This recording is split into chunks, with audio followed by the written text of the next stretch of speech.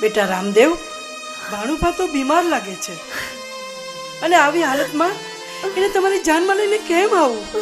અરે ભાણુભા તો પારકું ધન કહેવાય.